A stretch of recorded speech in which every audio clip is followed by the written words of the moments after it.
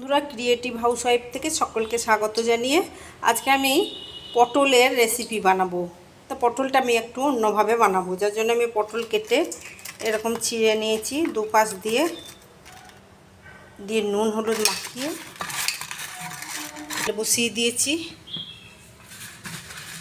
পটলগুলো ভেজে নেব।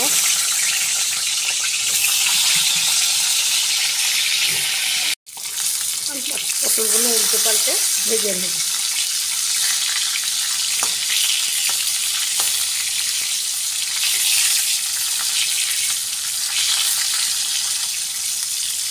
রোজ দিন পটলের তরকারি, পটল ভাজা তো ভালো লাগে না, ওই জন্য একটু ঘুরিয়ে ফিরিয়ে রান্না করলে আবার পটলটা খেতে ভালো লাগে। আমি যেভাবে রাঁধছি এইভাবে একবার আপনারা রান্না করে খাবেন, দেখবেন বেশ ভালো লাগে।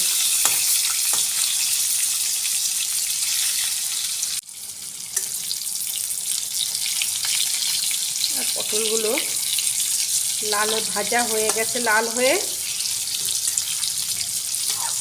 উল্টে পাল্টে দিয়ে আমি পটলগুলো বেশ ভালো করে ভেজে নিয়েছি।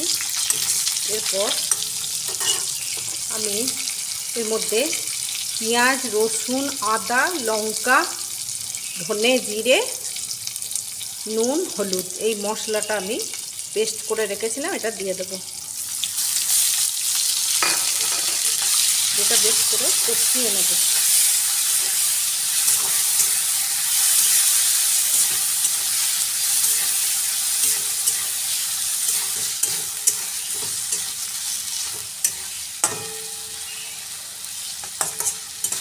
এক চামচ চিনি দিয়ে দেবো।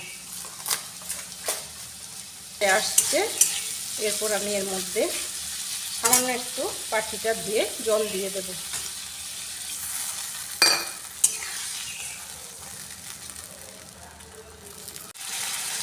আমি এরপর এর মধ্যে ফেটানো দই দিয়ে দেবো।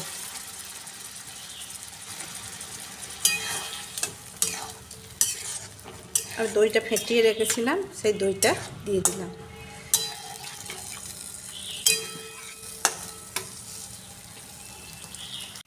আমি এরপর এই যে পাঁচ ফোড়ন, জিরে আর গরম মশলা, গোটা গরম মশলা সব আমি ভেজে গুঁড়ো করে রেখেছিলাম, সেইটা আমি ওপর থেকে দিয়ে দেব। দিয়ে এটা নেড়ে চেড়ে নামিয়ে নেব। আমার পটলটা রেডি হয়ে গেছে। এইভাবে একবার পটল বানিয়ে খেয়ে দেখবেন, খুব সুন্দর হয়। এটা রুটি, পরোটা, লুচি, ভাত সবের সঙ্গেই খাওয়া যায়, আর খেতেও খুব দুর্দান্ত হয়। বন্ধুরা, আমি যেভাবে বানালাম এইভাবেই আপনারা একবার বানিয়ে খাবেন, খেয়ে দেখবেন এটা রুটি, পরোটা, লুচি সবের সঙ্গে খেতে পারবেন, আর খেতেও অসাধারণ হয়। আমার এই রেসিপিটা আপনারা অতি অবশ্যই বাড়িতে বানিয়ে খেয়ে দেখবেন, আর প্রচুর প্রচুর শেয়ার করবেন।